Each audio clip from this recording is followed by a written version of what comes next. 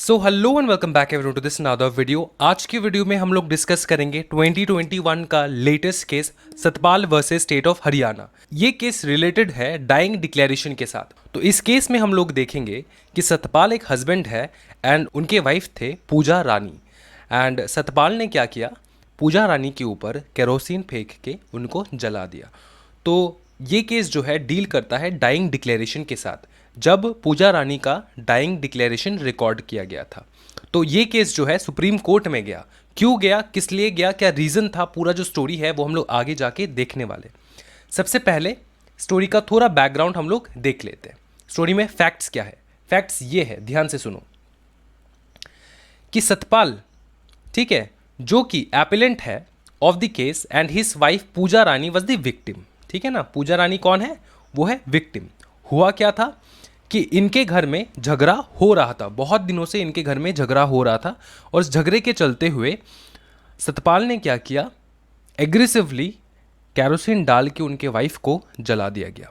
तो उनका कंडीशन इतना ज़्यादा क्रिटिकल था कि जब वे गए हॉस्पिटल में, ठीक है, she was rushed to the nearest hospital and when she reached there it was too late. उनका बॉडी जो है वो 90% पूरा बर्न हो चुका था। तो उनका जीवित बचना लगभग नामुमकिन था।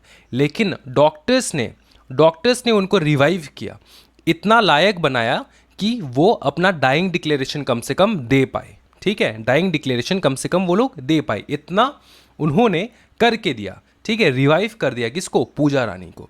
तो ये केस जो है वो डील करता है डाइंग डिक्लेरेशन के साथ। अब सतपाल का क्या मानना है ये सुनिए।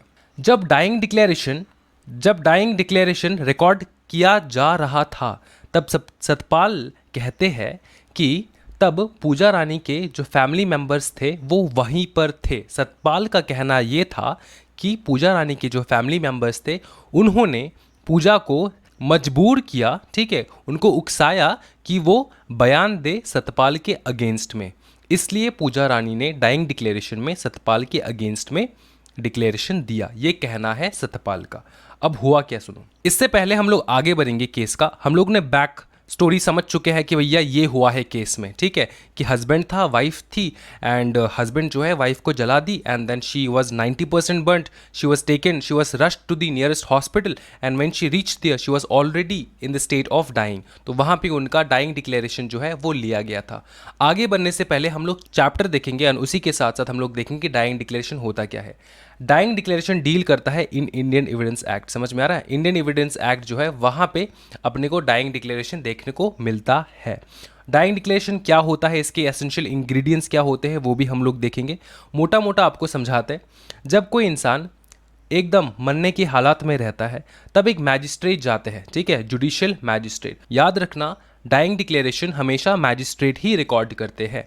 तो मैजिस्ट्रेट रिकॉर्ड करते हैं वो बयान जब वो पेशेंट जो है वो मरने के हालात में रहता है। और वो बयान क्या देती है, द बयान is only this, the statement is only this, कि उनका रीज़न क्या था मरने का, how did she come to this position, वो कैसे इस पोजीशन पे आई और कौन था वो जिसके कारण वो इस पोजीशन पे आई एंड जिसके कारण वो मरने जा रही है। समझ में आ रहा है, यही होता है dying declaration.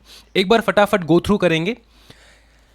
Indian Evidence Act 1872 states about the dying declaration that it is a statement written or verbal of relevant fact made by a person who is dead. It is a statement of a person who had died explaining the circumstances of his death.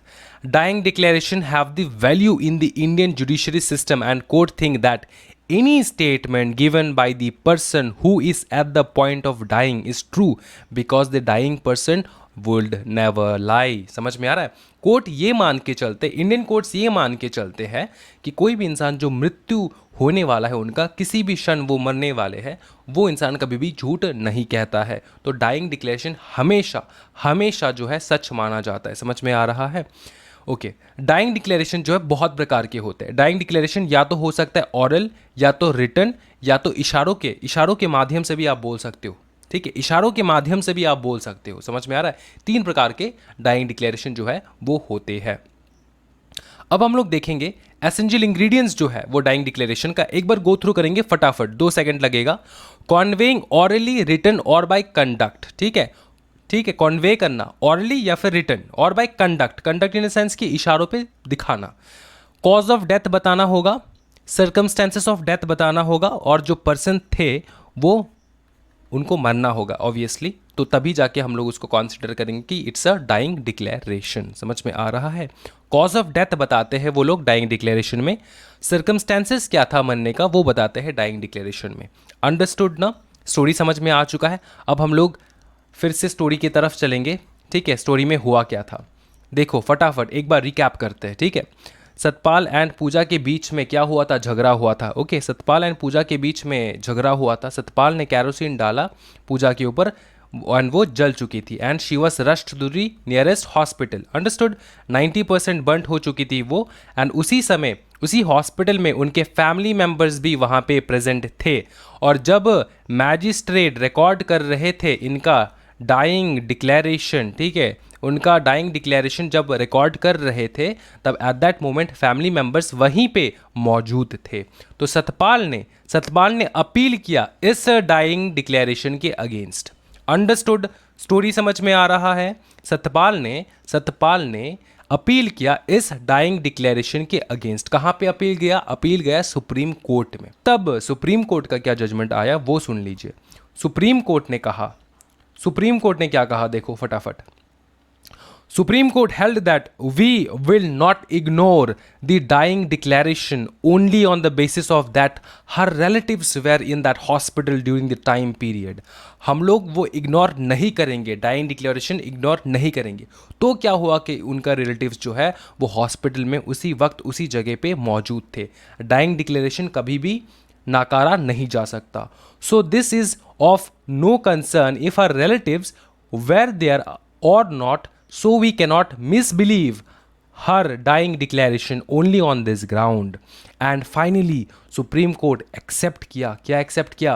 The dying declaration statement given by पूजा रानी। ये था case. Understood? अगर आपने वो web series देखा है Delhi crimes, ठीक है, Delhi crimes अगर आपने वेब सीरीज़ देखा है वहाँ पर आपने देखा होगा जब मैजिस्ट्रेट जाते हैं, ठीक है, विक्टिम के पास उनका डाइंग डिक्लेरेशन लेने, तब मैजिस्ट्रेट उस हॉल में उस रूम में जितने भी लोग थे उनको बाहर भेज देते थे सो दैट विक्टिम जो है वो इन्फ्लुएंस्ड ना रहे किसी से, किसी भी प्रकार के थर्ड पर्सन के दबाव में आके वो लोग डिक्लेरेशन ना दे, वही बोले जो सत्य है। ठीक है, नॉर्मली ये देखा जाता है कि मैजिस्ट्रेट जो है वो रूम खाली करवा देते, बाहर भेज देते। समझ में आ रहा है? ये हम लोगों ने दिल्ली क्राइम्स में देखा था, जो कि एक फैक्ट है। एंड सुप्रीम कोर्ट ने यहाँ पर ये बोला है कि भैया सिर्फ ये बात कि उनके फैमिली मेंबर्स प्रेजेंट थे इससे नकारा नहीं जा सकता कि उनका डाइंग डिक्लेरेशन फॉल्स है। तो इसी के साथ इस वीडियो को एंड करते हैं।